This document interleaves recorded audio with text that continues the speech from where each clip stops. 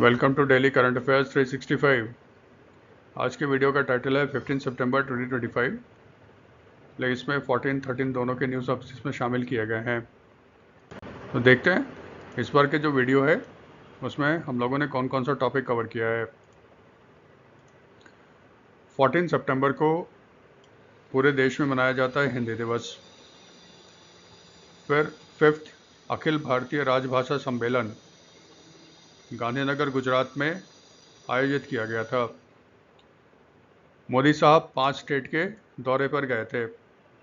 उन्होंने असम में कंट्री का पहला बैम्बू बेस्ड बायो रिफाइनरी जो नुमालीगढ़ रिफाइनरी में है उसका इनॉग्रेशन किया। ये मिज़ोरम भी गए थे और Mizoram finally national rail network, Mizoram की कैपिटल आइजॉल, वो फाइनली नेशनल रेल नेटवर्क के साथ कनेक्ट हो गई है। और इसी के लिए बैराबी सायरंग रेल लाइन को इनॉग्रेट किया था प्राइम मिनिस्टर मोदी ने।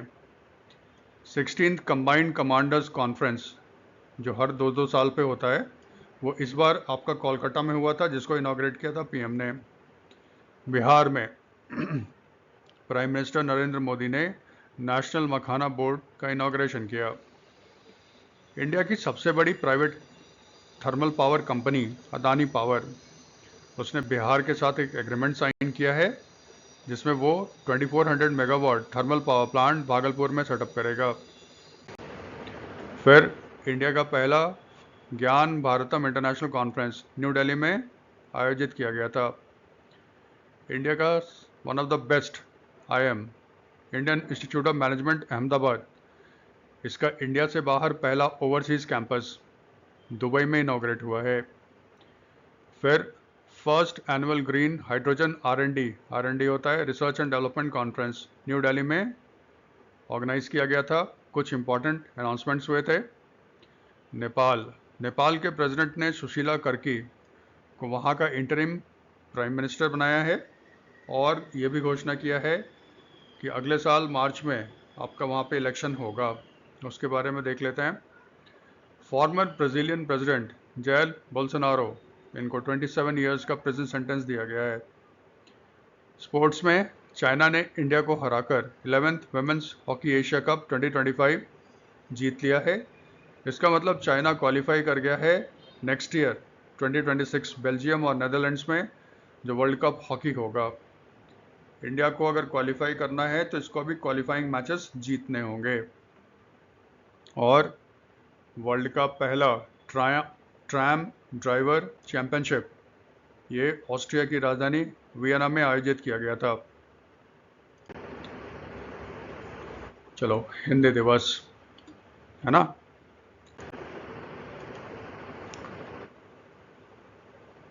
देखो,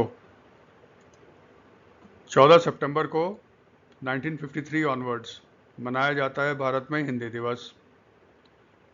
तो 14 सितंबर को क्यों मनाया जाता है हिंदी दिवस? 1946 में 14 सितंबर को जो कॉन्स्टिट्यूएंट असेंबली ऑफ इंडिया था, इसको संविधान सभा कहते हैं, उसने अडॉप्ट किया था हिंदी देवनागरी स्क्रिप्ट में जो लिखा जाता है एज अ ऑफिशियल लैंग्वेज। याद रखना, राजभाषा, ठीक है। तो हिंदी को मान लिया गया था राजभाषा भारत का और ये अडॉप्ट किया गया था रेजोल्यूशन 14 सितंबर 1946 को, क्योंकि 14 सितंबर एक ऐतिहासिक दिन हो गया। इसीलिए 1953 में नेहरू गवर्नमेंट ने डिसाइड किया कि हर साल 14 सितंबर को हिंदी दिवस के रूप में मनाया जाएगा, ठीक है। लेकिन ध्यान रखना, इंडिया का ऑफिशियल लैंग्वेज है, इंडिया का अपना कोई नेशनल लैंग्वेज नहीं है। ये बहुत बड़ी भ्रांति है कि इंडिया का अपना एक नेशनल लैंग्वेज है, वो हिंदी है, नहीं है। हिंदी राजभाषा है, ऑफिशियल लैंग्वेज है, राष्ट्रभाषा नहीं है। और एक चीज़ और, बहुत लोग समझते हैं कि हॉकी हमारा राष्ट्रीय खेल है, नेशनल स्पोर्ट्स है। बिल्कुल गलत है। इंडिया का कोई नेशनल स्पोर्ट्स नहीं है। तो ये दो मैसिव कन्फ्यूज़न है आप लोगों में। ना तो इंडिया का कोई नेशनल लैंग्वेज है, ना ही इंडिया का कोई नेशनल स्पोर्ट है, ठीक है, ये ध्यान रखना। फिर गवर्नमेंट ऑफ इंडिया ने क्या किया, हिंदी के प्रचार प्रसार के लिए होम मिनिस्ट्री के अंदर एक डिपार्टमेंट बनाया उसका नाम रखा गया डिपार्टमेंट ऑफ ऑफिशियल लैंग्वेज। ये डिपार्टमेंट ऑफ ऑफिशियल लैंग्वेज क्या करता है? इसका मेन मकसद है हिंदी के प्रचार प्रसार को भारत में बढ़ावा देना, और यही ऑर्गेनाइज करता है अखिल भारतीय राजभाषा सम्मेलन। तो जिस दिन हिंदी दिवस मनाया जाएगा उस दिन अखिल भारतीय राजभाषा सम्मेलन भी मनाया जाता है। तो जो 5th अखिल भारतीय राजभाषा सम्मेलन था, ये आपका हुआ था गांधीनगर में, गुजरात में। ठीक है, अब देखो, क्योंकि ये डिपार्टमेंट ऑफ ऑफिशियल लैंग्वेज जो मिनिस्ट्री ऑफ होम अफेयर्स के अंदर आता है, क्योंकि ये सारा कार्यक्रम आयोजित करता है, इसीलिए देखिएगा हर बार चीफ गेस्ट जो होते हैं वो होम मिनिस्टर होते हैं, और अभी फ़िलहाल होम मिनिस्टर कौन है? अमित शाह। इसका मतलब 5th अखिल भारतीय राजभाषा सम्मेलन जो गांधीनगर गुजरात में हुआ था, उसके चीफ गेस्ट अमित शाह साहब थे।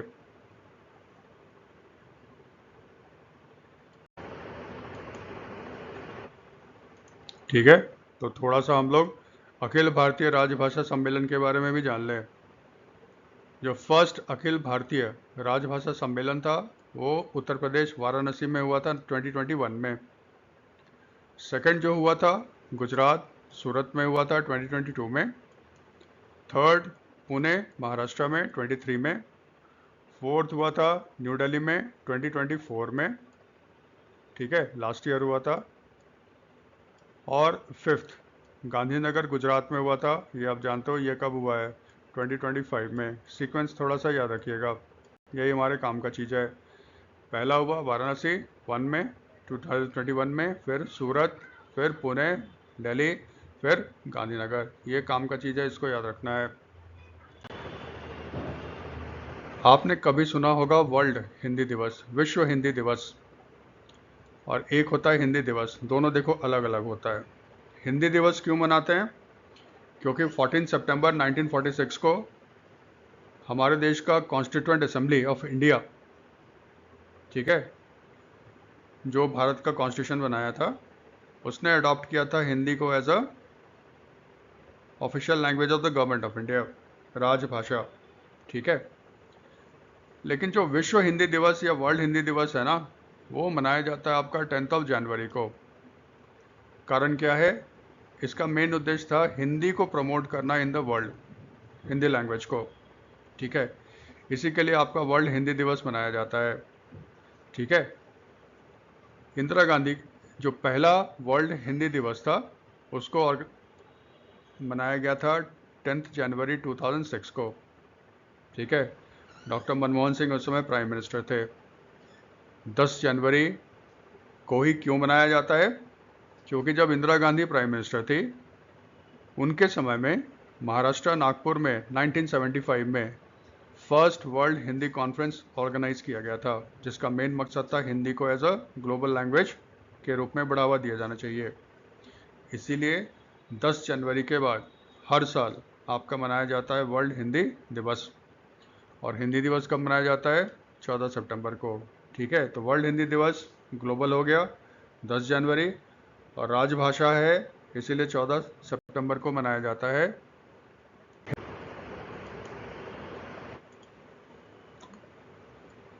हिंदी का स्टेटस क्या है इंडिया में, थोड़ा इसके बारे में जान लो। एक तो पहले ही बताया, इंडिया का कोई अपना राष्ट्रभाषा नहीं है। ये कंसेप्ट बिल्कुल क्लियर रखना, कोई कन्फ्यूजन रखने की ज़रूरत नहीं है।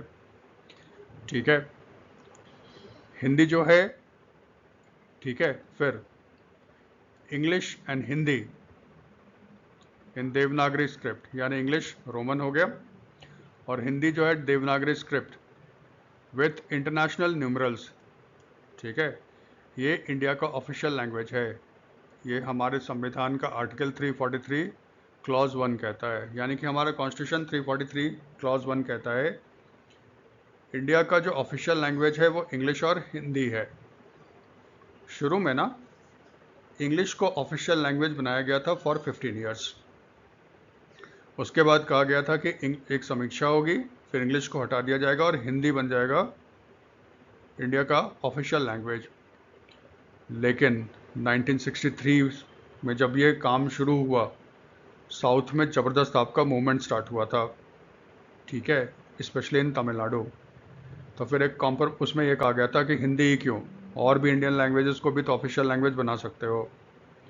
फिर एक कॉम्प्रोमाइज़ निकाला गया, ठीक है, 3 लैंग्वेज फार्मूला बोला जाता है। इसमें यह कॉम्प्रोमाइज़ निकाला गया कि इंग्लिश और हिंदी ये ऑफिशियल लैंग्वेज होगा इंडिया का, गवर्नमेंट ऑफ इंडिया का। स्टेट गवर्नमेंट में इंग्लिश, हिंदी, और जो स्टेट का लैंग्वेज है, जैसे तमिलनाडु है तो तमिल होगा, आंध्र प्रदेश है तो तेलुगु होगा, ठीक है, वेस्ट बंगाल है तो बंगाली होगा। तो स्टेट का 3 ऑफिशियल लैंग्वेज होगा। स्टेट खुद का अपना जो काम करेगा वो आपका तमिल में अपने लैंग्वेज में कर सकता है, लेकिन जब दूसरे स्टेट के साथ वो चिट्ठी वगैरह करेगा तो फिर वो इंग्लिश, हिंदी को भी यूज़ करेगा, ठीक है। तो ये 3 लैंग्वेज फार्मूला भारत में लाया गया और हिंदी और इंग्लिश को बना दिया गया इंडिया का ऑफिशियल लैंग्वेज, ठीक है। इसको तो ये कानून पास हुआ था 1963 में, जिसको 67 में अमेंड किया गया था, ठीक है। इसको तो थोड़ा ये याद रखना। दूसरा, भारत में सबसे ज़्यादा बोले जाने वाली भाषा 2011 सेंसस के तहत, क्योंकि उसके बाद सेंसस तो हुआ नहीं, अब तो शुरू होने वाला है ना, तो 2011 सेंसस के हिसाब से इंडिया में सबसे ज़्यादा जो बोलने वाली लैंग्वेज थी, सबसे ज़्यादा बोली जाने वाली लैंग्वेज थी, वो हिंदी थी। हिंदी के बाद आपका बंगाली, बंगाली के बाद आपका मराठी, फिर उसके बाद तेलुगु, और 5th पे आपका तमिल था। तो 2011 सेंसस के हिसाब से हिंदी, फिर आपका बंगाली, फिर मराठी, फिर तेलुगु, और फिर तमिल। अब देखो 2021 सेंसस का जब रिपोर्ट आएगा तो शायद ये चेंज हो सकता है, ठीक है। हिंदी लैंग्वेज के प्रमोशन के लिए गवर्नमेंट ने क्या करना शुरू किया है, ये थोड़ा सा स्टैटिक पोर्शन होगा। जैसे पहले बताया, department of official language setup हुआ था, थोड़ा सा स्टैटिक पोर्शन कर लो। इंडिया के जो पहले प्रेसिडेंट थे, डॉक्टर राजेंद्र प्रसाद, 1955 में उन्होंने आर्टिकल 344(1) के तहत एक ऑफिशियल लैंग्वेज कमीशन बनाया था, और इस ऑफिशियल लैंग्वेज कमीशन के चेयरपर्सन थे बाल गंगाधर खेर, ठीक है। तो 344 क्लॉज 1 के तहत आपका ऑफिशियल लैंग्वेज कमीशन बनाया गया गवर्नमेंट ऑफ इंडिया के द्वारा। और आप जानते हो गवर्नमेंट ऑफ इंडिया का जो भी काम होता है वो प्रेसिडेंट के नाम पे होता है। तो राजेंद्र प्रसाद ने आपका सेटअप किया ऑफिशियल लैंग्वेज कमीशन, जिसके हेड थे आपके बाल गंगाधर खेर। बहुत सारा रिकमेंडेशन इन्होंने दिया था कि इस तरह से हिंदी का प्रचार प्रसार करो हिंदुस्तान में। उसमें से एक ये था कि इसके लिए एक डिपार्टमेंट सेटअप करो। 1975 में इंदिरा गांधी के समय गवर्नमेंट ने क्या किया, जो होम मिनिस्ट्री था उसके अंदर एक department of official language setup कर दिया, और इसको काम दे दिया गया हिंदी को एज अ ऑफिशियल लैंग्वेज के रूप में भारत में प्रचार प्रसार करना आपकी जिम्मेदारी होगी। और बाद में आपने देखा 2021 से इन्होंने अखिल भारतीय राजभाषा सम्मेलन आयोजित करना भी शुरू कर दिया है, ठीक है। चलो, फिर मोदी साहब हैं, इन्होंने कंट्री का पहला bamboo based bio refinery inaugurate किया है गोलाघाट, असम में। ये देखो मोदी साहब हैं, ये असम के सीएम हैं हिमंता बिस्वा शर्मा, और ये हरदीप पुरी हैं, यूनियन मिनिस्टर फॉर पेट्रोलियम। ये नुमालीगढ़ आपका रिफाइनरी है असम में, गोलाघाट में। यहाँ पे इनॉग्रेट हुआ है first bamboo based bio refinery, ठीक है। तो हेडलाइन क्या कहता है, मोदी साहब ने इनॉग्रेट किया इंडिया का पहला bamboo based bio refinery at Numaligarh refinery in Golaghat, Assam.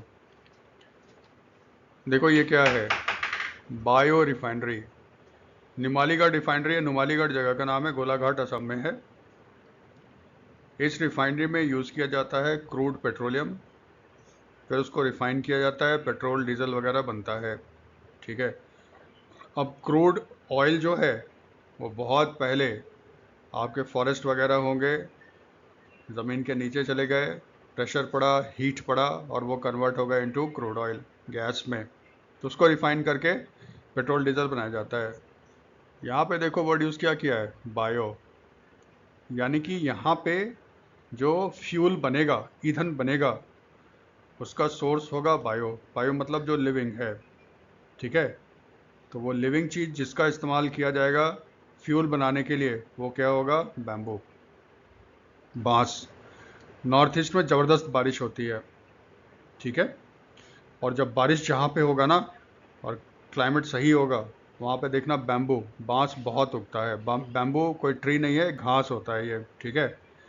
क्योंकि नॉर्थ ईस्ट में ज़बरदस्त बैम्बू है आपके, तो वहाँ के बैम्बू को यूज़ किया जाएगा और नुमालीगढ़ रिफाइनरी में उसका बनाया जाएगा फ्यूल।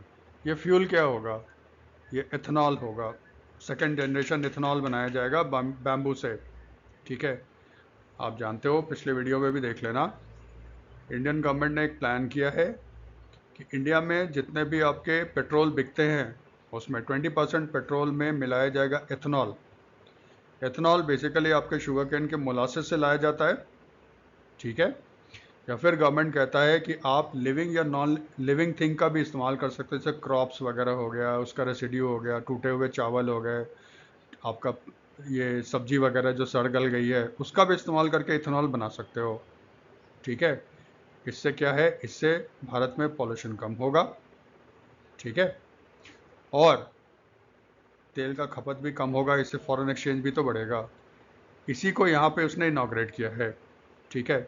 अब देखो, अगर एग्ज़ाम के हिसाब से देखें तो जो नुमालीगढ़ रिफाइनरी में जो भारत का पहला बायो रिफाइनरी सेटअप हुआ है, ये जॉइंट वेंचर है नुमालीगढ़ रिफाइनरी का और फिनलैंड बेस्ड केम्पोलिस ओए कंपनी का। तो जॉइंट वेंचर है नुमालीगढ़ का और फिनलैंड बेस्ड केम्पोलिस ओए का।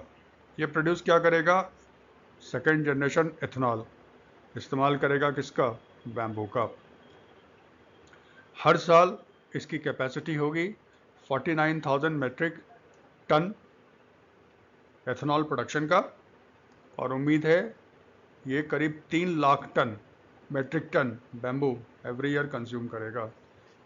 इससे वहाँ के इकॉनमी को भी बूस्ट मिलेगा, फार्मर्स से ही तो खरीदेंगे, इससे वहाँ के फार्मर्स का भी इनकम बढ़ेगा, ठीक है।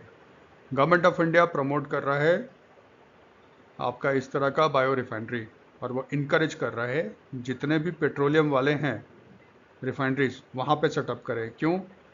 पेट्रोलियम रिफाइनरी बहुत ही ज़्यादा पॉल्यूटिंग होते हैं। पॉल्यूटिंग क्यों होते हैं? क्योंकि वो प्रोडक्शन करते हैं आपका ऑयल एंड डीजल का, सॉरी पेट्रोल डीजल वगैरह का, जो ग्लोबल वार्मिंग में एक इम्पॉर्टेंट रोल प्ले करते हैं।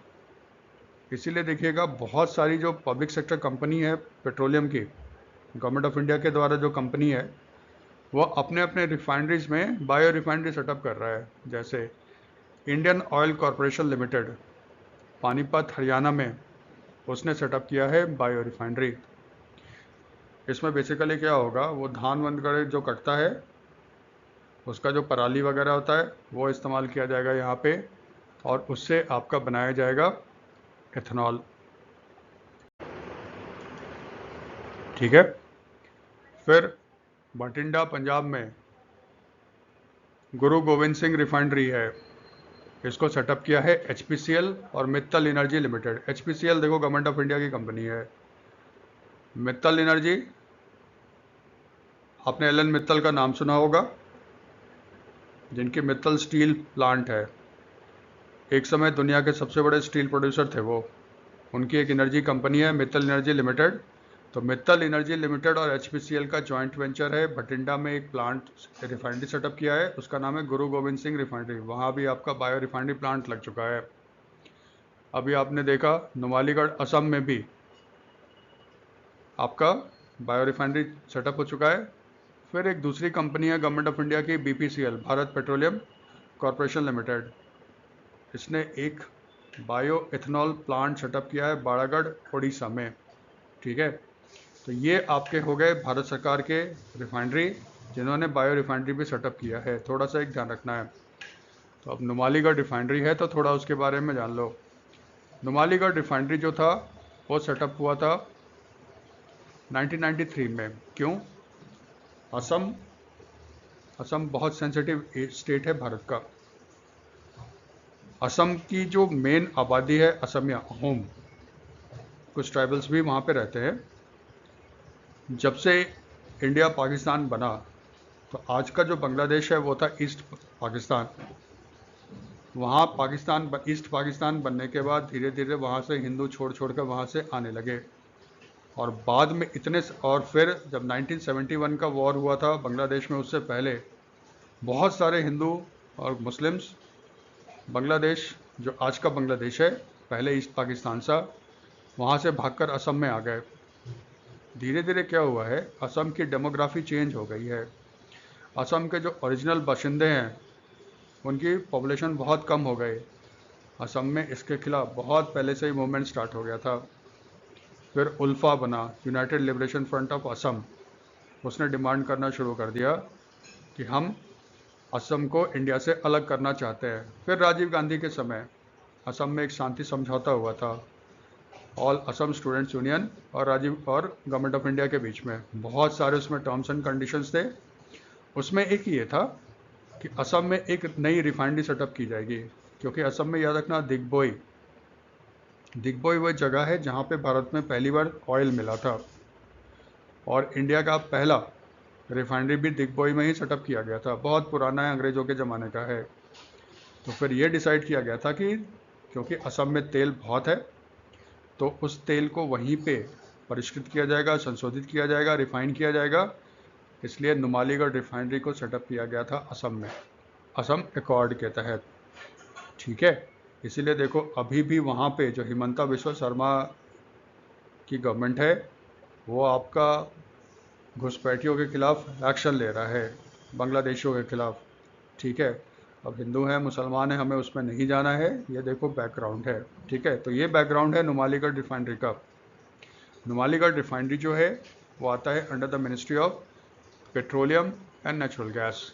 हरदीप पुरी इसके मिनिस्टर हैं, और इसको भारत सरकार ने अभी मिनी रत्न का स्टेटस दे रखा है। CPSE होता है central public sector enterprise. Central public sector enterprise यानी कि वो सार्वजनिक क्षेत्र के उद्यम जो गवर्नमेंट ऑफ इंडिया ओन करता है, वो पब्लिक सेक्टर एंटरप्राइज कंपनी जिसका ओनर गवर्नमेंट ऑफ इंडिया होता है। ये थोड़ा सा याद रखना है असम वाले में। ठीक है, असम में ही भूपेन हजारिका का 100 ईयर्स का बर्थ सेंटेनरी सेलिब्रेशन किया जा रहा है।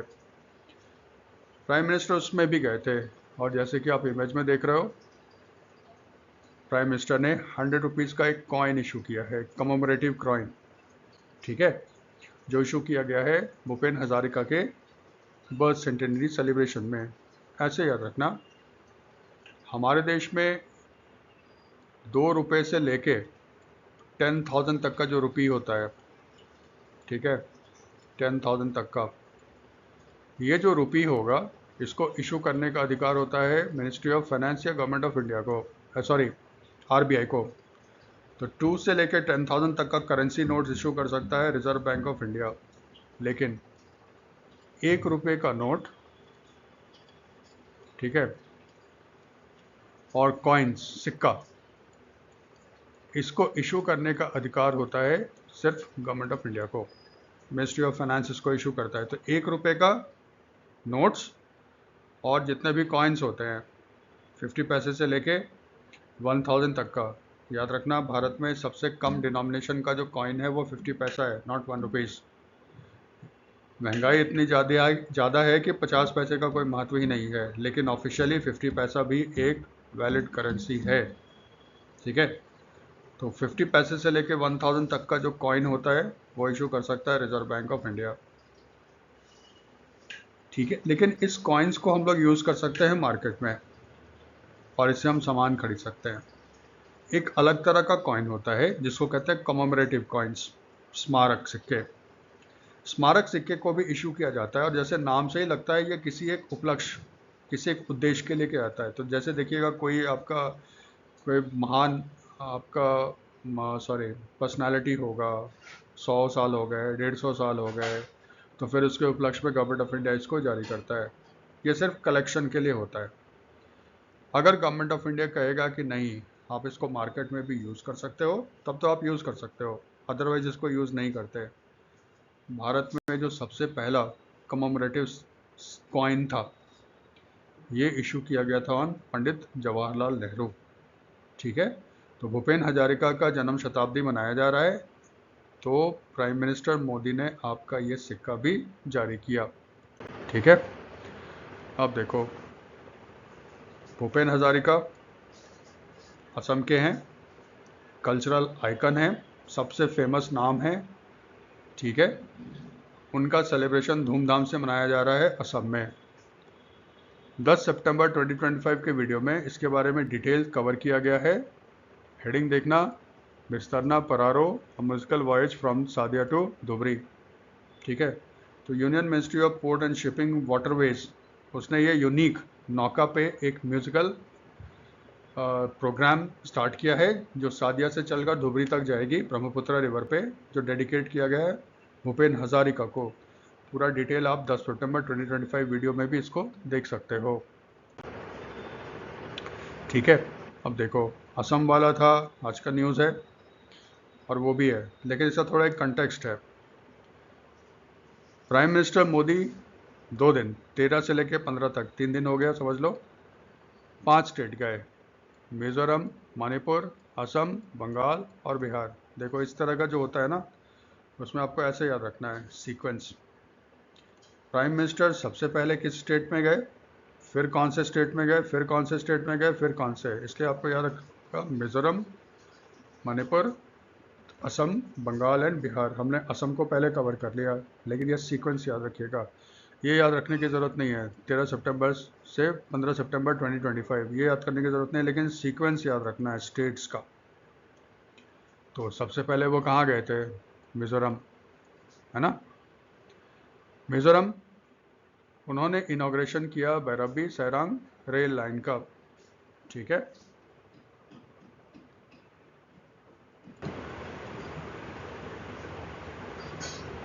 ये देखो बैराबी, ये जो जगह है ना बैराबी, ये बेसिकली असम में है। और ये आपका सायरांग, सायरांग एक्चुअली देखो मिज़ोरम का कैपिटल आइजॉल है, तो आइजॉल तक रेलवे स्टेशन नहीं पहुंचा है, ये ध्यान में रखना। लेकिन आइजॉल के पास सायरांग शहर है, जिसको आइजॉल का सैटेलाइट टाउन माना जाता है। इसीलिए ऑफिशियली ये कह रहे हैं कि आइजॉल भी आपका नेशनल रेलवे से कनेक्ट हो गया, ठीक है। लेकिन एक्चुअली ये ध्यान रखना, हकीकत में आइजॉल तक आपका रेलवे स्टेशन नहीं पहुंचा है, सायरांग तक पहुंचा है, ठीक है। तो यह रखना, बैराबी कहाँ है, असम में। यहाँ तक रेलवे लाइन था, इसी को एक्सटेंड कर दिया गया है सायरांग तक, ठीक है। तो अब मिज़ोरम में भी आपका ट्रेन चलना शुरू हो गया, और पहला तो राजधानी था जो सायरांग से न्यू दिल्ली आनंद विहार तक आएगा, उसको प्राइम मिनिस्टर ने हरी झंडी दिखाई, ठीक है। इसका देखो सिग्निफिकेंस क्या है। नॉर्थ ईस्ट में 8 स्टेट्स हैं, 8 में से 4 स्टेट ऐसे हैं जिनकी कैपिटल को इंडियन रेल नेटवर्क से जोड़ दिया गया है। तो कौन कौन से स्टेट हैं और उनके कैपिटल हैं जो रेल नेटवर्क से अब जुड़ चुके हैं। एक तो आपने देखा था सायरांग मिज़ोरम आइजॉल से, दूसरा जो है असम, असम की राजधानी दिसपुर, वो भी कनेक्टेड है रेलवे नेटवर्क से। त्रिपुरा, इसकी कैपिटल है अगरतला, वो भी कनेक्टेड है। अरुणाचल का राजधानी है ईटानगर, लेकिन फिर वही मिज़ोरम वाला कहानी। ईटानगर के पास एक शहर है नाहर लागोन, इसको सैटेलाइट टाउन माना जाता है ईटानगर का, इसीलिए ईटानगर को भी माना जाता है कि वो भारत के रेलवे नेटवर्क से कनेक्टेड हो गया। तो 4 स्टेट हो गए आपके, असम, मिज़ोरम, त्रिपुरा और अरुणाचल प्रदेश, इनको कनेक्ट कर दिया गया रेलवे नेटवर्क से। तो फिर वो कौन से 4 स्टेट हैं नॉर्थ ईस्ट के जो अभी तक जिनका कैपिटल रेल नेटवर्क के साथ कनेक्टेड नहीं है। गैंगटॉक, सिक्किम, काम चल रहा है लेकिन अभी तक कनेक्टेड नहीं है। गैंगटॉक हो गया सिक्किम, मणिपुर में इम्फाल, नागालैंड में है कोहिमा और मेघालय में है शिलोंग। तो इसका मतलब सिक्किम, मणिपुर, नागालैंड, मेघालय, ये 4 स्टेट ऐसे हैं जिनकी कैपिटल को अभी तक इंडिया के रेल नेटवर्क से कनेक्ट नहीं किया गया है। तो मोदी साहब मिज़ोरम से फिर गए मणिपुर, मणिपुर में प्रॉब्लम है, ठीक है। मई 2023 में मणिपुर में उस समय बीरेन सिंह की सरकार थी जो बीजेपी के थे। 2 प्रोमिनेंट कम्युनिटीज़ मैतेई और कुकीज़ दोनों के बीच में ज़बरदस्त वहाँ पे दंगा फसाद हुआ था, जिसमें बहुत सारे लोग मारे गए थे और बहुत सारे लोग, लगभग अनुमान है 60,000 लोग अपने घर छोड़कर भाग गए थे। उसके बाद फिर मणिपुर में रह रह के हिंसा होती रही। वीरेंद्र सिंह की सरकार ने इस्तीफ़ा दिया और मणिपुर अभी फ़िलहाल वहाँ पे प्रेसिडेंट्स रूल लगा हुआ है। प्राइम मिनिस्टर मोदी मणिपुर गए थे। 2 जगह उन्होंने विज़िट किया था, चुरनचंदपुर और इम्फाल। ये इसका सिग्निफिकेंस क्या है? चुरनचंदपुर जो है ये कुकी डोमिनेटेड एरिया है, ट्राइबल से होते हैं ये लोग, ठीक है, क्रिश्चियन से बेसिकली ये। तो चुरनचंदपुर कुकी डोमिनेटेड एरिया है और इम्फाल जो मणिपुर की राजधानी है ये मैतेईज डोमिनेटेड एरिया है। मैतेईज हिंदू होते हैं, वैष्णव मानते हैं इनको, ठीक है। ये दोनों जगह प्रधानमंत्री गए थे और उन्होंने अनाउंस किया मणिपुर में 7,000 नए घर बनेंगे। ये उनके लिए बनेंगे जिनका घर को डिस्ट्रॉय कर दिया गया था। इसका मतलब ये प्रधानमंत्री ग्रामीण आवास योजना या शहर होगा तो अर्बन के तहत बनेगा। इन्होंने 3,000 करोड़ का एक स्पेशल पैकेज अनाउंस किया था और अलग से 500 करोड़ का रिलीफ पैकेज था, ठीक है। इसमें जो काम का चीज़ रहेगा, पीएम ने मणिपुर में कितना स्पेशल पैकेज अनाउंस किया है, ये काम का चीज़ रहेगा। 3,000 करोड़, ठीक है। चांसेस कम है कितना घर बनेगा, लेकिन स्पेशल पैकेज है, इसको याद रखना। रिलीफ पैकेज पूछेगा तब तो हमारा आंसर 500 करोड़ होगा। ये 2 चीज़ याद रखना है आपको मणिपुर में, ठीक है। फिर मणिपुर से मोदी साहब चले गए बंगाल, वेस्ट बंगाल। वहाँ पे गए थे और ये देखो सारे आर्मी के कमांडर्स हैं, मतलब एयरफोर्स के हो गए, सीडीएस हो गए, नेवी के हो गए और आर्मी के हो गए। ये चारों क्यों इकट्ठे हैं? क्योंकि कोलकाता में आपका आयोजित किया गया है 16th कंबाइंड कमांडर्स कॉन्फ्रेंस 2025, ठीक है। ये 15 तारीख को हुआ था, 15 सितंबर 2025 को ये हुआ था कोलकाता में और इसको इनाग्रेशन किया था प्राइम मिनिस्टर मोदी ने, ठीक है। काम का चीज़ क्या याद रखना, एक तो ये कहाँ पे हुआ था? कोलकाता, बंगाल। ये थोड़ा ट्रिकी है। कंबाइंड कमांडर्स कॉन्फ्रेंस कितने सालों के बाद आयोजित किया जाता है इंडिया में? 2 इयर्स। ये मिनिस्ट्री ऑफ डिफेंस करवाता है, ठीक है। ये हर साल 2 इयर्स में। इसका मतलब जो 15th होगा 2023 में हुआ था, तो 15th जो कमांडर्स कॉन्फ्रेंस हुआ था वो भोपाल में हुआ था, 2023 में हुआ था। जब भी इस तरह का कॉन्फ्रेंस वगैरह होता है तो एक थीम हो जाता है। तो 2025 कंबाइंड कमांडर्स कॉन्फ्रेंस का जो थीम था वो था years of reform transforming the future, ठीक है। गवर्नमेंट ऑफ इंडिया अपने आर्म्ड फोर्सेस को कंप्लीटली चेंज करना चाहता है, इनोवेशन लाना चाहता है, ताकि कमिंग वॉर जो होगा हाईटेक होगा, उसके लिए आर्म फोर्सेस को तैयार करना है। इसी पे थे। तो फिर यहाँ पे कौन आया होगा? यहाँ पे जो टॉप सिविलियन और मिलिट्री लीडरशिप होते हैं वो इकट्ठे होते हैं और फिर वो डिस्कस करते हैं किस तरह से और इंडिया के जो मिलिट्री प्रिपेयर्डनेस है, फ्यूचर वॉर कैसा होगा, किस तरह से प्रिपेयर करना है। बैठ के यहाँ पे बातें करते हैं, प्लान बनाते हैं।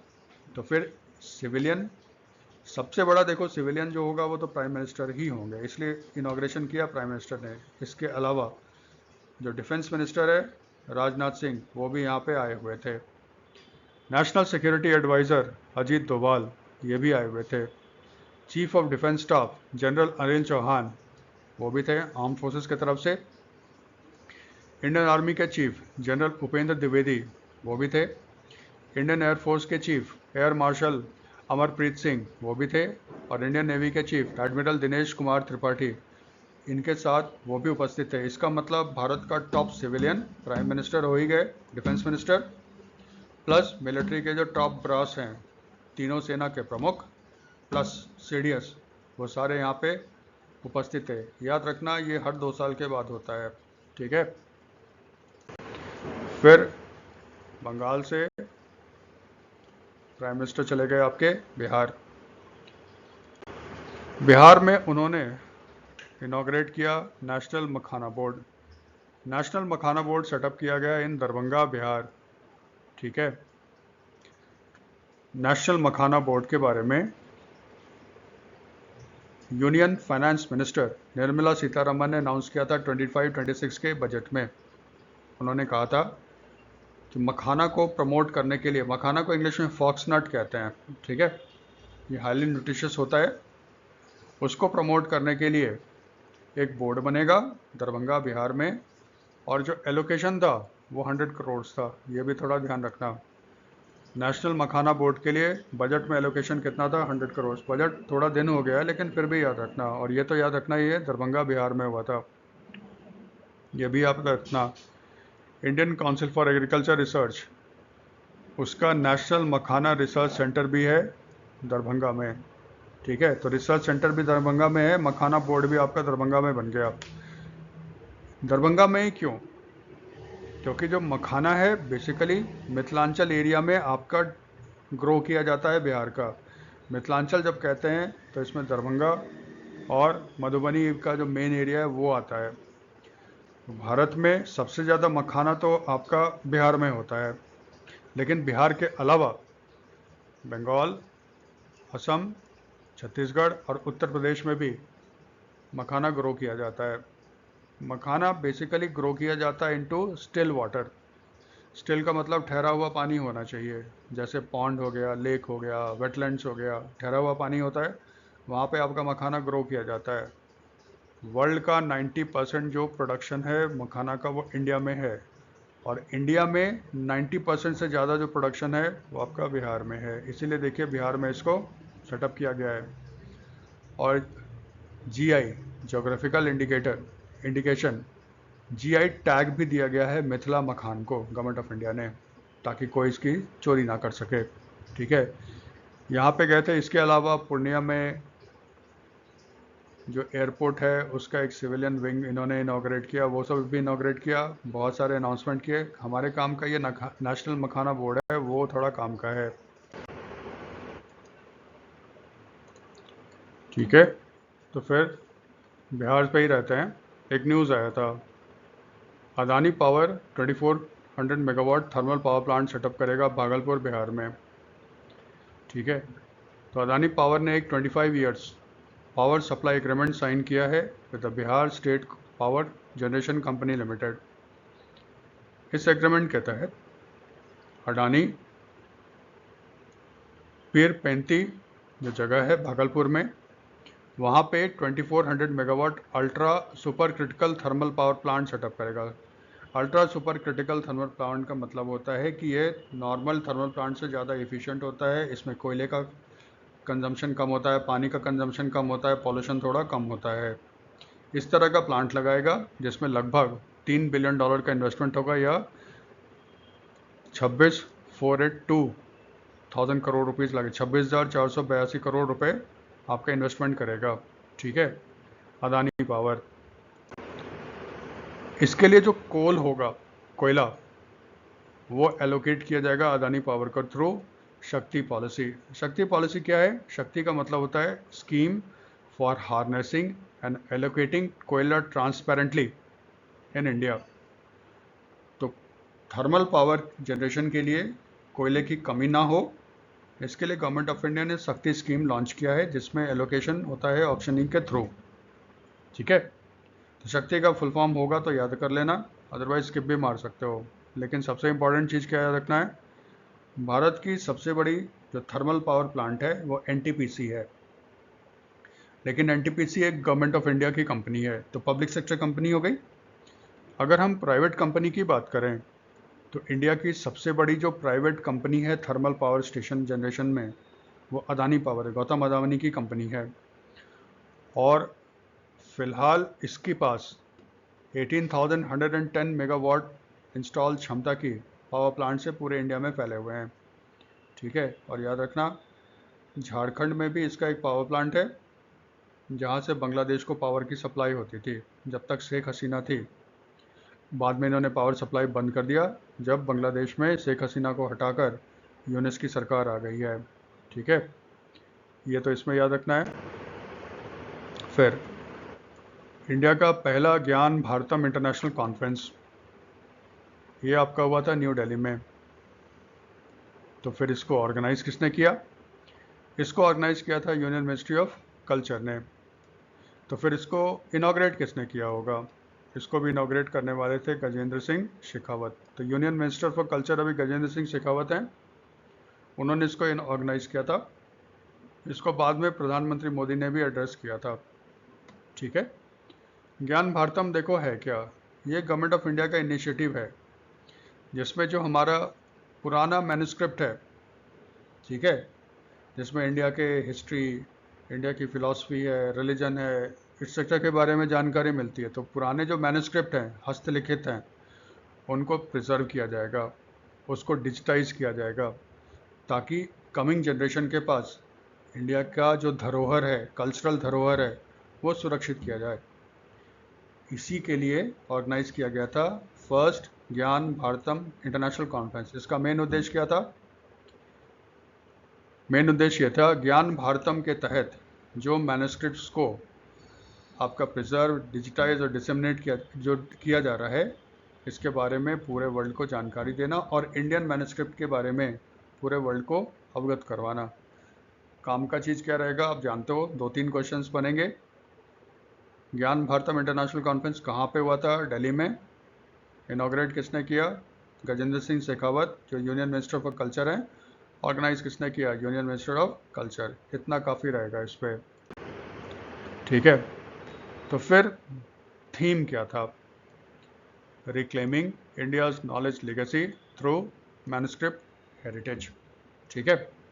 देखो, शुरू में जब न्यूज़ आया था तो उसमें कहा गया था जो वैलिडेटरी सेक्शन होगा, वैलिडेटरी सेशन होगा, यानी कि जो समापन समारोह होगा, उसमें अमित शाह रहेंगे। लेकिन लास्ट के दिन पता चला अमित शाह नहीं आए। तो फिर जो समापन समारोह था, वैलिडेटरी सेशन था, वहाँ भी चीफ गेस्ट कौन थे? गजेंद्र सिंह शेखावत थे। ठीक है। ये थोड़ा भी देखो, 90% जो क्वेश्चंस होता है वो पूछता है इनॉग्रेशन, 10% चांस रहता है वैलिडेटरी सेशन, यानी समापन समारोह में चीफ गेस्ट कौन थे। तो दोनों में इस बार गजेंद्र सिंह शेखावत ही हैं। तब तो आसान हो गया हमें याद करना। फिर इंडियन इंस्टीट्यूट ऑफ अहमदाबाद, इसका जो पहला ओवरसीज़ इंडिया से बाहर कैंपस है, उसको इनॉग्रेट किया गया है दुबई, यूनाइटेड अरब अमीरात में। इसको इनॉग्रेट किसने किया है? शेख हमदन बिन मोहम्मद बिन राशिद अल मखतूम। ये दुबई के क्राउन प्रिंस हैं, ये यूनाइटेड अरब अमीरात के डिप्टी प्राइम मिनिस्टर हैं और यूनाइटेड अरब अमीरात के डिफेंस मिनिस्टर भी हैं। ये भारत आए थे। उस समय बहुत सारे समझौते में ये भी हुआ था कि इंडियन इंस्टीट्यूट ऑफ अहमदाबाद और Indian institute of foreign trade दोनों अपना ओवरसीज़ ब्रांच खोलेंगे यूनाइटेड अरब अमीरात में। तो अभी धर्मेंद्र प्रधान जो हमारे एजुकेशन मिनिस्टर हैं, वो यूएई गए हुए थे। उसी के तो उनके सामने शेख हमदन बिन मोहम्मद बिन राशिद अल मखतूम, उन्होंने IIM अहमदाबाद के कैंपस का इनॉग्रेशन किया। सिंपल क्वेश्चन रहेगा, IIM अहमदाबाद का फर्स्ट ओवरसीज़ कैंपस कहाँ खुला है? दुबई। ये तो आएगा ही आएगा, ठीक है। और पिछले वीडियो में भी आपने देखा होगा, धर्मेंद्र प्रधान ने इंडिया से बाहर जो पहला ओवरसीज़ अटल इनोवेशन मिशन है, इसका इनॉग्रेशन किया था IIT दिल्ली के अबू धाबी सेंटर में।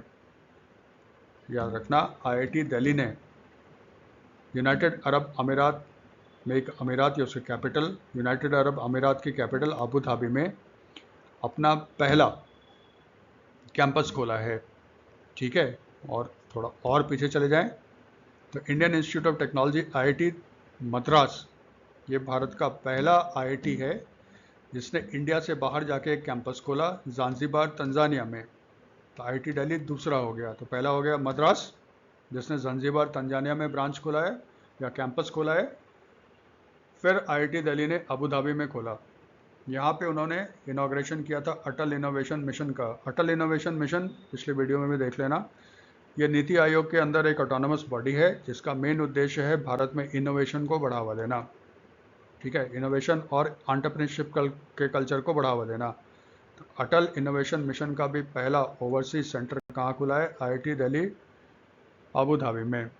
फिर धर्मेंद्र प्रधान ने क्या किया था? जो अटल इनोवेशन मिशन है उसके अंदर है अटल टिंकरिंग लैब। ये क्लास 6 से 12th तक के बच्चों के लिए होता है।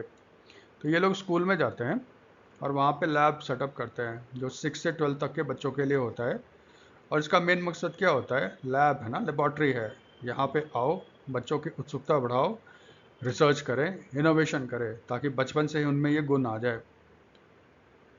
धर्मेंद्र प्रधान ने क्या किया था? जितने भी CBSE एफिलेटेड स्कूल हैं यूनाइटेड अरब अमीरात में, अच्छे खासे हैं, क्योंकि यूनाइटेड अरब अमीरात में ना बहुत भारतीय रहते हैं, वहाँ पे लाखों के तादाद में हिंदुस्तानी रहते हैं।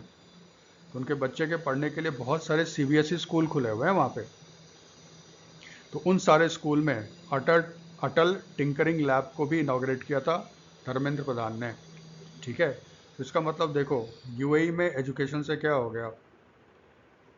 करंट का देखो तो पहला अटल इनोवेशन मिशन सेंटर भी खुला है IIT दिल्ली का अबू धाबी सेंटर में। Indian institute of management Ahmedabad, इसका पहला ओवरसीज सेंटर खुला आपका दुबई में। CBSE के जितने भी स्कूल हैं आपके UAE में, सभी में खुलेगा आपका अटल टिंकरिंग लैब। ठीक है, ये 3-4 चीज़ है। और भारत के एजुकेशन मिनिस्टर कौन है? धर्मेंद्र प्रधान। ठीक है, तो ये था आपका first green hydrogen R&D conference. जो पहला annual green hydrogen R&D conference है, ये आयोजित किया गया था न्यू दिल्ली में। अब देखो क्या लिखता है, फर्स्ट है इसके पहली बार। एनुअल का मतलब क्या? गवर्नमेंट ऑफ इंडिया चाहता है कि ये हर साल होगा। Research and development, research and development का मतलब क्या होता है? भारत में रिसर्च एंड डेवलपमेंट किया जाएगा ताकि ग्रीन हाइड्रोजन को बढ़ावा दिया जा सके। तो अभी देखते हैं ग्रीन हाइड्रोजन होता क्या है। पहले थोड़ा सा देख ले इस न्यूज़ में क्या क्या याद करने वाला है। तो फर्स्ट यही याद करना है, annual green hydrogen R&D conference कहाँ पे हुआ? दिल्ली में।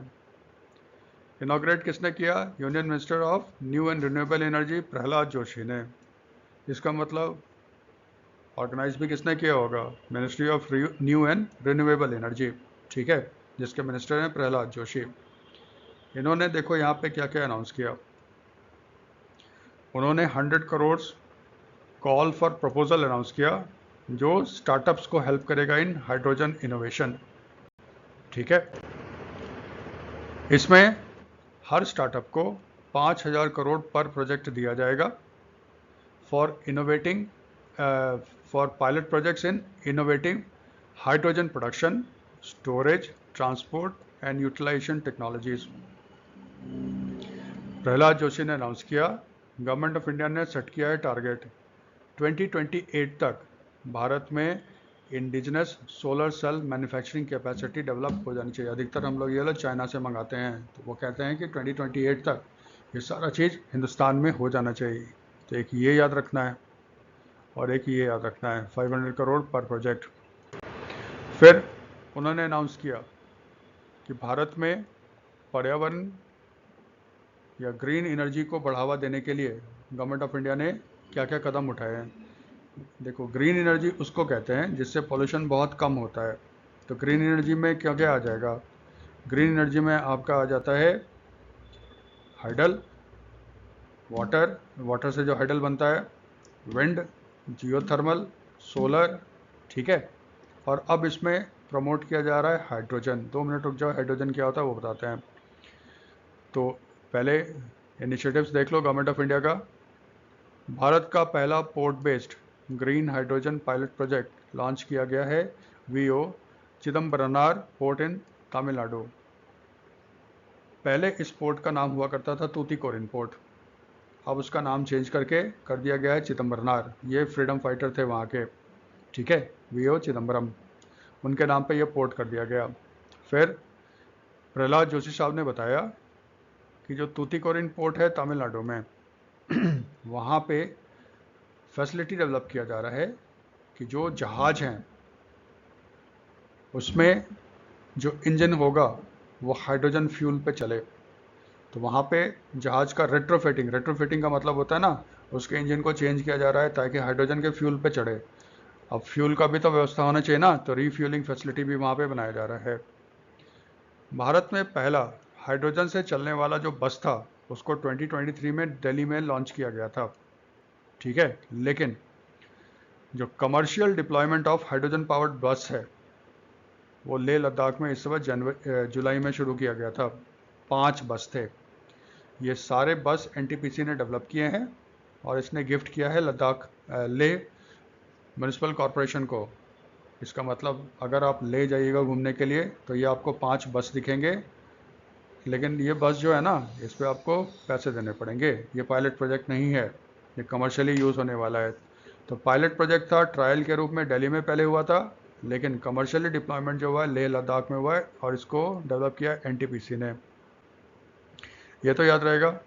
देखो बेसिकली हाइड्रोजन, ग्रीन हाइड्रोजन होता क्या है। हाइड्रोजन को भी यूज़ किया जाता है एज अ फ्यूल, उसके फ्यूल सेल बनाए जाते हैं। और हाइड्रोजन को जब आप यूज़ करोगे फ्यूल में तो गाड़ी के एग्जॉस्ट से आपका पानी निकलता है, क्योंकि आप जानते हो हाइड्रोजन कंबाइन करेगा ऑक्सीजन के साथ तो वाटर बनता है। तो ऑक्सीजन में एटमॉस्फेयर में है तो कंबाइन करके ये आपका वाटर बनाता है। पॉल्यूशन ना के बराबर है हाइड्रोजन में, ठीक है। तो फिर हाइड्रोजन कहाँ से लाया जाएगा। एक वर्ड यूज़ करते हैं ग्रीन हाइड्रोजन। ग्रीन हाइड्रोजन का मतलब होता है जैसे वाटर है H2O, वाटर के मॉलिक्यूल को तोड़ दो, हाइड्रोजन अलग कर दो, ऑक्सीजन अलग कर दो। इसके लिए इलेक्ट्रोलाइसिस प्रोसेस का यूज़ किया जाता है, जिसमें पानी में ना इलेक्ट्रिसिटी को चार्ज किया जाता है, मतलब इलेक्ट्रिसिटी डाला जाता है और मॉलिक्यूल को तोड़ा जाता है। तो फिर ये इलेक्ट्रिसिटी कहाँ से आएगा। अगर वो इलेक्ट्रिसिटी का सोर्स रिन्यूएबल एनर्जी है, जैसे हाइडल एनर्जी से यूज़ किया, विंड एनर्जी को आपने यूज़ करके हाइड्रोजन को पानी से ऑक्सीजन से अलग किया, तो रिन्यूएबल एनर्जी को यूज़ करके इलेक्ट्रोलाइसिस करते हो और हाइड्रोजन को सेपरेट करते हो ऑक्सीजन से, उस तरह के हाइड्रोजन को ग्रीन हाइड्रोजन बोला जाता है, ठीक है। तो इस तरह का जो ग्रीन हाइड्रोजन वर्ड जहाँ भी यूज़ किया जाएगा, आप समझो यहाँ पे जो एनर्जी का इस्तेमाल किया जा रहा है हाइड्रोजन के प्रोडक्शन के लिए, वो एक रिन्यूएबल एनर्जी सोर्स होगा। भारत सरकार हाइड्रोजन को इतना बढ़ावा क्यों देना चाहता है। तो गवर्नमेंट ऑफ इंडिया ने देखो क्या किया है, उसने national green hydrogen mission launch किया 2023 में और इसने टारगेट सेट कर दिया है कि हमें ये सारे टारगेट अचीव करने हैं 2030 तक। तो टारगेट्स क्या हैं। हर साल 5 million metric tons of green hydrogen का प्रोडक्शन होगा। मिलियन होता है 10 लाख, इसका मतलब हर साल 50 lakh metric ton green hydrogen का प्रोडक्शन होना चाहिए और ये कैपेसिटी हमें अचीव कर लेना है बाय 2030 तक। इसका मतलब देखो ये नहीं कि 2026 में ही हो जाएगा, 2030 तक भारत में ये कैपेसिटी होनी चाहिए कि हर साल हम लोग 50 lakh metric ton of green hydrogen का प्रोडक्शन कर सकें। दूसरा 125 gigawatt of new renewable energy production capacity add करना है, ठीक है। रिन्यूएबल वही जानते हो, वो एनर्जी सोर्स जिसको हम बार बार इस्तेमाल कर सकते हैं, जैसे पानी हो गया, हवा हो गया, सोलर हो गया, हाइड्रोजन हो गया, जियोथर्मल हो गया, टाइडल एनर्जी हो गया, ठीक है। इसमें total investment government of India कह रहा है आपका 8 लाख करोड़ का होगा। सेंट्रल गवर्नमेंट भी करेगा, स्टेट गवर्नमेंट भी करेगा, प्राइवेट सेक्टर वाले भी करेंगे। गवर्नमेंट एस्टिमेट कर रहा है इससे 6 लाख न्यू जॉब्स का क्रिएशन होगा और हर साल जब ये टारगेट पूरा हो जाएगा 50 million tons of carbon dioxide, जो नॉर्मली अगर ये चीज़ नहीं होता उसका प्रोडक्शन बढ़ता, वो कम होगा, ठीक है। ये देखो कैसे कम होगा। जैसे हाइड्रोजन फ्यूल का इस्तेमाल करके बस चलाओगे या फिर दूसरा बस चलेगा जो पेट्रोल और डीजल से चलेगा, तो पेट्रोल और डीजल से जो बस चलेगा उससे पोल्यूशन होगा, ठीक है। हाइड्रोजन वाले बस अगर चलेंगे तो उससे पोल्यूशन ना के बराबर होगा। तो अगर आप हाइड्रोजन वाले बस को चलाते हो डीजल पेट्रोल वाले बस के जगह पे, तब आप कैलकुलेट कर सकते हो ना कितना आपने कार्बन का प्रोडक्शन कम किया। गवर्नमेंट ऑफ इंडिया कहता है इस तरह से हाइड्रोजन का ट्रांसपोर्टेशन सिस्टम में ज़्यादा से ज़्यादा इस्तेमाल करके कोशिश करेंगे पेट्रोल डीजल से चलने वाली गाड़ियाँ कम हो जाए, इससे हर साल हम लोग कार्बन बचा सकते हैं। ठीक है, कार्बन का प्रोडक्शन कम होगा। ऐसा क्यों? गवर्नमेंट ऑफ इंडिया ने टारगेट रखा है 2070 तक भारत में नेट कार्बन प्रोडक्शन ज़ीरो होना चाहिए। नेट कार्बन प्रोडक्शन ज़ीरो का मतलब ये नहीं होता है कार्बन का प्रोडक्शन नहीं होगा, नहीं नहीं। अगर मान लो कोयला जला, बिजली का उत्पादन हुआ, पेट्रोल से बस वस चली, उससे कार्बन का प्रोडक्शन हुआ, तो मान लो 10 किलो कार्बन का प्रोडक्शन हुआ एक साल में, तो फिर इतना क्षमता भारत में डेवलप किया जाएगा कि वो जो 10 किलो कार्बन एटमॉस्फेयर में छोड़ा जा रहा है उसको एटमॉस्फेयर से सक कर लिया जाए। सक कैसे करेंगे? पेड़ लगा दो, तो पेड़ जब लगाओगे तो फिर वो एटमॉस्फेयर से कार्बन डाइऑक्साइड को एब्जॉर्ब करेगा, इससे भी कम होगा। कार्बन सिंक बना दो, जैसे ज़मीन में कहते हैं ना, उसको गाड़ दो। इस तरह से करोगे तो जितना कार्बन का प्रोडक्शन हो रहा है, दूसरे तरीके से आप कार्बन को कम कर रहे हो, तो टोटल एक समय ऐसा आएगा जब दोनों इक्वल हो जाएंगे, तब हो जाएगा नेट ज़ीरो। ये भारत को करना है नेट ज़ीरो बाय 2070। इसका मतलब रिन्यूएबल एनर्जी को डेवलप किया जाएगा, अल्टरनेटिव टेक्नोलॉजी को डेवलप किया जाएगा, पॉल्यूशंस को कम करने की कोशिश की जाएगी ताकि ये टारगेट पूरा हो जाए। गवर्नमेंट कहता है इस टारगेट को मीट करने के लिए 1800 गीगावाट रिन्यूएबल एनर्जी डेवलप करना पड़ेगा बाय 2047 और 5000 गीगावाट एनर्जी डेवलप करना पड़ेगा बाय 27। टारगेट ये रखना, भारत ने नेट ज़ीरो कार्बन अचीव करना है बाय 2070। इसी में ये सब सारा काम हो रहा है। ठीक है,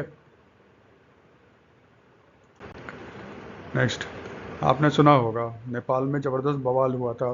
ये न्यूज़ थोड़ा पुराना भी हो गया है, लेकिन इसमें कुछ और चीज़ है। नेपाल में जनरेशन जेन जी बहुत सुनते होंगे, लोगों ने प्रोटेस्ट किया। नेपाल के जो प्राइम मिनिस्टर थे खड़ग प्रसाद ओली, केपी शर्मा ओली, उनको देश छोड़कर भागना पड़ा। नेपाल की गवर्नमेंट ने आपका रिज़ाइन किया। 3-4 दिन जम के बवेला मचा नेपाल में। उसके बाद नेपाल में शांति थोड़ी सी आई है। नेपाल के जो प्रेसिडेंट हैं, ठीक है, रामचंद्र पौडेल, उन्होंने एक इंटरिम गवर्नमेंट सेटअप किया है और एक इंटरिम प्राइम मिनिस्टर नियुक्त किया है जिनका नाम है सुशीला कर्की। ध्यान क्या रखना, इंटरिम है, इसका मतलब कुछ समय के लिए रहेगी। फिर कल उन्होंने प्रेसिडेंट ने एक अध्यादेश जारी किया, ऑर्डर जारी किया, और नेपाल का जो पार्लियामेंट है उसको डिसॉल्व कर दिया और उन्होंने डेट फिक्स कर दिया। नेपाल में जो अगला पार्लियामेंट्री इलेक्शन होगा वो 5 मार्च 2026 को होगा। सुशीला कर्की, उनको कहा गया है कि आप तैयारी करो, 5 मार्च 2026 तक देश में चुनाव हो जाए। सुशीला कर्की, ध्यान क्या रखना है, ये सुप्रीम कोर्ट की चीफ जस्टिस रह चुकी है नेपाल की, BHU से पढ़ी हैं, और सबसे इम्पॉर्टेंट, ये नेपाल की पहली विमेन प्राइम मिनिस्टर हैं। सबसे इम्पॉर्टेंट इसलिए, ये तो देखो वैसे भी सुशीला कर्की आती, लेकिन क्योंकि विमेन है, पहली विमेन प्राइम मिनिस्टर है, तब तो 100% श्योर हो एग्ज़ाम में पूछेंगे ही पूछेंगे। ये देखो सुशीला कर्की में, इसलिए इसको थोड़ा ध्यान रखना। लेकिन आउट ऑफ द वे जो पूछेगा, जेंजी और सिंह दरबार, ये सबसे इम्पोर्टेंट शायद होगा। ये क्या है? जनरेशन जेड, प्रोनाउंसिएशन जेंजी होता है। ये लोग कौन हैं? ये वो लोग हैं जिनका जन्म लेट 1990s और अर्ली 2000s में हुआ था।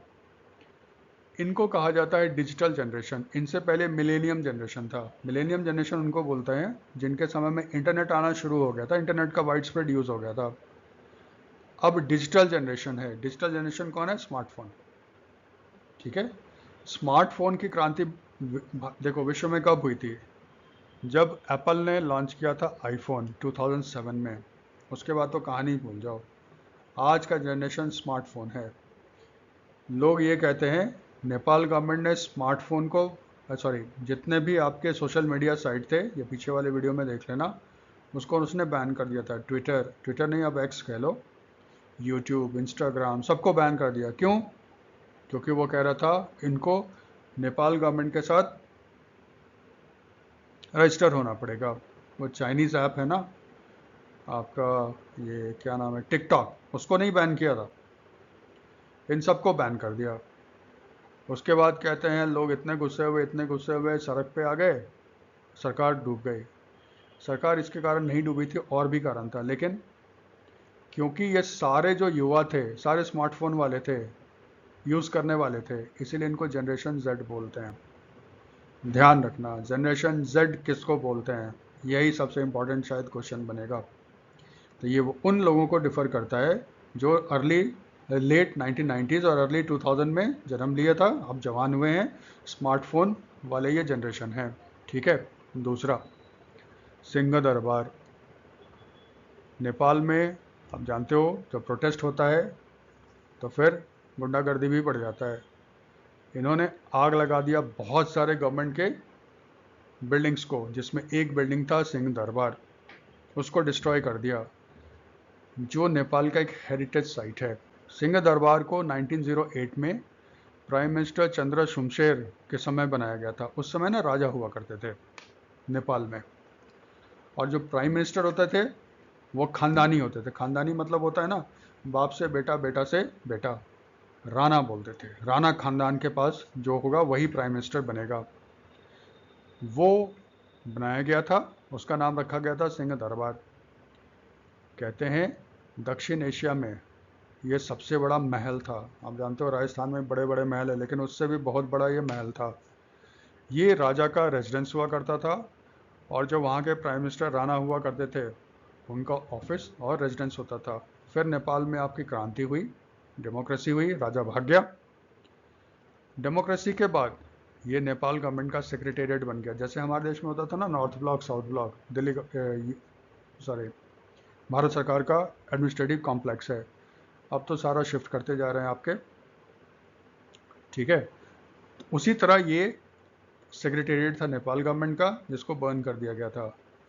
पूछेगा सिंह दरबार क्या है, कहाँ पे है, या पूछेगा सिंह दरबार की अहमियत क्या है, तो नेपाल गवर्नमेंट का सेक्रेटेरिएट था, पहले राजा का घर था और गवर्नमेंट का ऑफिस हुआ करता था। ये थोड़ा इसमें याद रखना, आउट ऑफ द वे। फिर ब्राज़ील के प्रेसिडेंट थे जायर बोल्सोनारो, इनको सज़ा मिल ही गई। देखो क्यों शामिल किया है।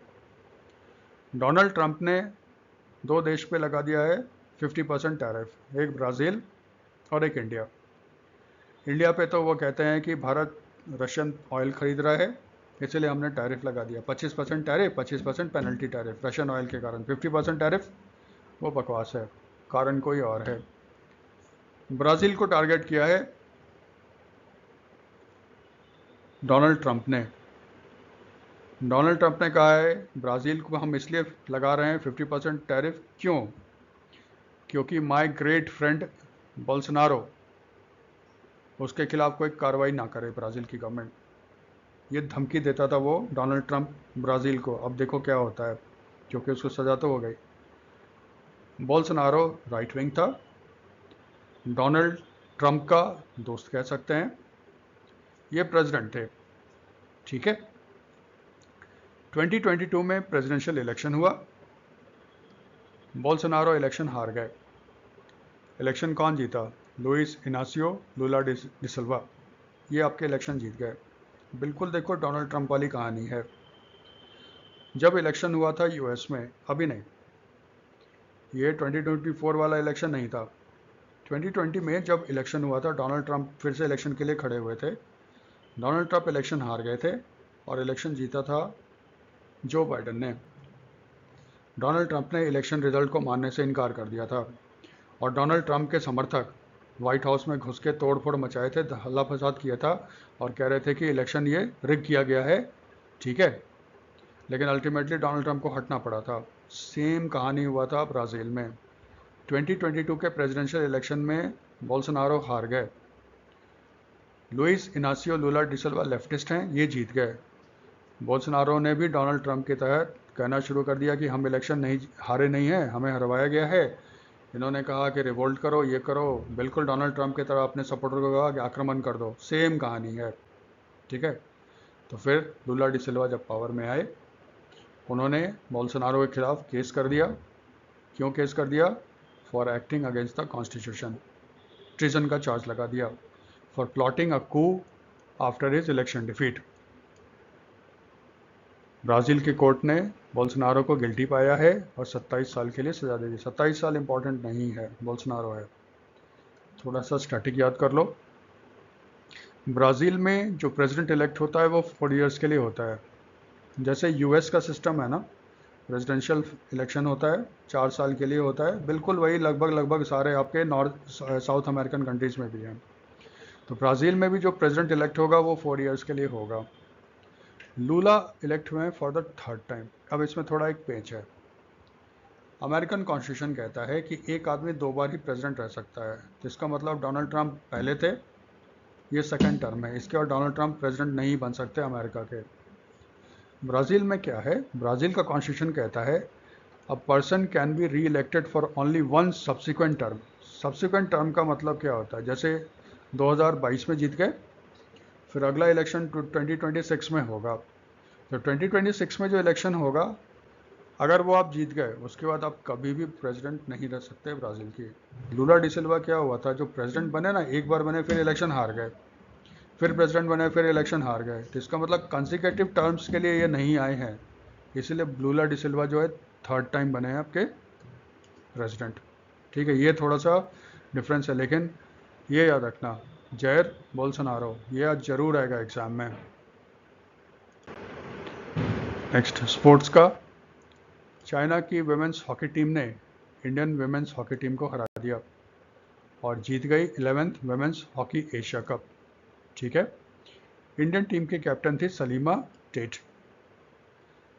चाइना ये मैच जीतने, ये कंपटीशन जीतने के साथ ही वो क्वालिफाई कर गई है चाइनीज टीम 2026 का FIH वर्ल्ड हॉकी कप। तो वर्ल्ड कप हॉकी के लिए वो क्वालिफाई कर गई है। देखो इस बार मेंस और वुमेन्स जो वर्ल्ड कप हॉकी है वो एक साथ हो रहे हैं और इसको होस्ट कर रहा है नेदरलैंड्स एंड बेल्जियम। ठीक है, तो चाइना की टीम तो क्वालिफाई कर गई, लेकिन इंडियन टीम को क्वालिफिकेशन अभी हुआ नहीं है, तो क्वालिफिकेशन राउंड इंडियन टीम को खेलना पड़ेगा। अगर इंडियन टीम वो क्वालिफिकेशन राउंड जीत गई तब तो ये जब पहुंच पाएगी 26 के वर्ल्ड कप में, अदरवाइज नहीं होगा। तो फिर चाइना ने वुमेन हॉकी एशिया कप 3 बार जीता है, 89, 2009, 2025 में। साउथ कोरिया और जापान भी इसको 3 बार जीत चुका है, जिसका मतलब चाइना, साउथ कोरिया, जापान ये 3 बार जीत चुका है आपका एशिया कप। इंडिया ने सिर्फ इसको 2 बार जीता है, 2004 और 2017 में। ठीक है, अब देखो टोटल टीम कितने पार्टिसिपेट किए थे, 8। अब हमेशा याद रखना, जो हॉकी एशिया कप होगा मेंस या वुमेन्स का, उसमें 8 देश ही भाग लेते हैं, टॉप 8 कंट्री। 8 देश इसमें भाग लेने वाले कौन थे, India, south Korea, Japan, China, Malaysia, Singapore, Thailand and Chinese Taipei. Chinese Taipei Taiwan. ठीक है, तो जहाँ पे देखोगे चाइनीज़ ताइपे ताइवान है वो। वुमेन्स हॉकी एशिया कप इसको ऑर्गेनाइज करता है एशियन हॉकी फेडरेशन। ये 4 साल के बाद होता है और पहला जो हुआ था वो सियोल साउथ कोरिया में हुआ था। ठीक है, अभी 8 सितंबर का वीडियो देख लेना जिसमें डिटेल में डिस्कस किया गया है। राजगीर बिहार में जो men's Asia cup hockey championship हुआ था उसको इंडिया ने 4थी बार जीता था, इसको आप उस वीडियो में देख लो।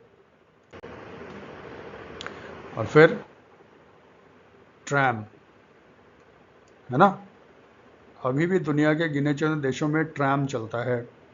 भारत में तो सिर्फ कोलकाता में उसको भी ख़त्म करने की बात कर रहे हैं। पहली बार यूनिक दुनिया में ट्रैम ड्राइवर का रेस हुआ। जैसे एक रेस होता है मोटो जीपी मोटरसाइकिल का, एक होता है फार्मूला 1 कार रेसिंग का, पहली बाइसिकल का होता है टूर दी फ्रांस, टूर दी पेरिस, टूर दी फ्रांस, ये सब होता है। पहली बार ऐसा हुआ है वर्ल्ड में कि ट्रैम ड्राइवर्स का चैंपियनशिप आयोजित किया गया था। ये आयोजित किया गया था वियना में। क्यों? वियना में 160 साल पहले, 160 ईयर्स पहले ट्रैम सर्विस स्टार्ट हुआ था। तो वियना जो कैपिटल है ऑस्ट्रिया की, उसकी ट्रैम सर्विस के 160th एनिवर्सरी के उपलक्ष्य में वियना में वर्ल्ड ट्रैम ड्राइवर चैंपियनशिप शुरू किया गया था, आयोजित किया गया था। कौन जीता कौन हारा कोई मतलब नहीं है, ठीक है, लेकिन ये जरूर याद रखना यूनिक सा है। आज की वीडियो में इतना ही है। Thanks for watching. Thank you.